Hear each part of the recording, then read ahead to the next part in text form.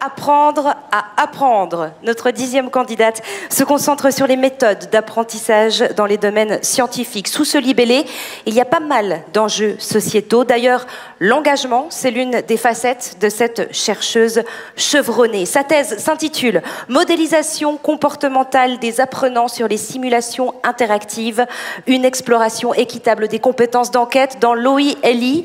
Une thèse réalisée à la faculté d'informatique et communication de l'EPFL sous la direction de la professeure Tania Kaiser.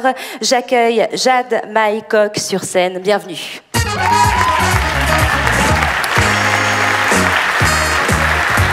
Enfin. Parfait. Prête? Autant que je puisse l'être. Eh bien, c'est parti.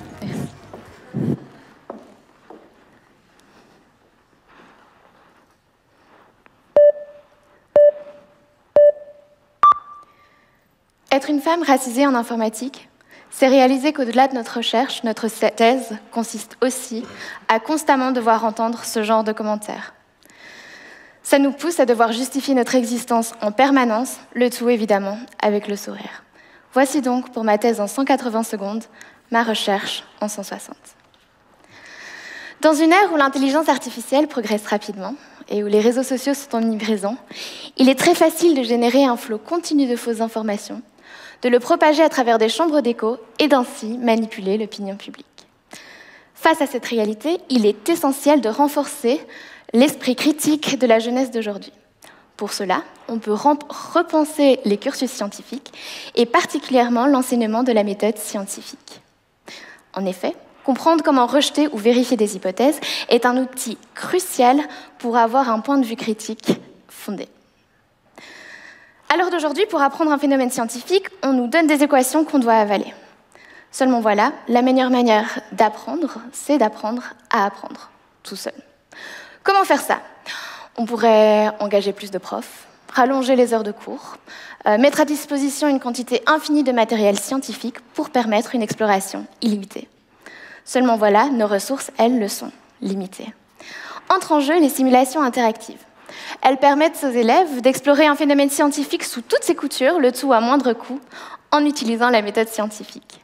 Pour comprendre quel schéma d'apprentissage améliore la compréhension des élèves, j'ai utilisé des algorithmes sur leurs interactions qui m'ont permis de découvrir que, 1. Être systématique et échelonné de manière facile et difficile permet d'apprendre mieux, mais aussi que d'être chaotique en soi mène aussi à une compréhension alors plus qualitative.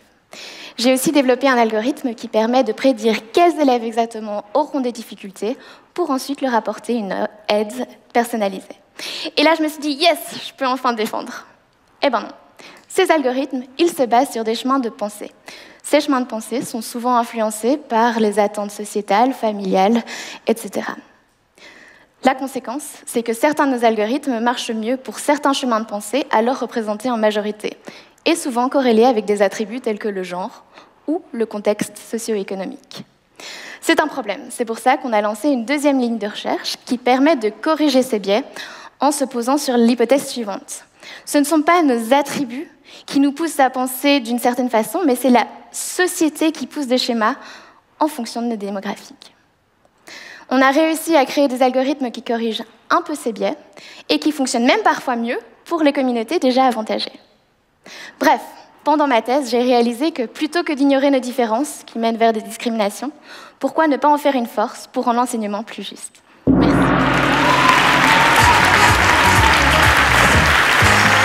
Bravo. Bravo et merci.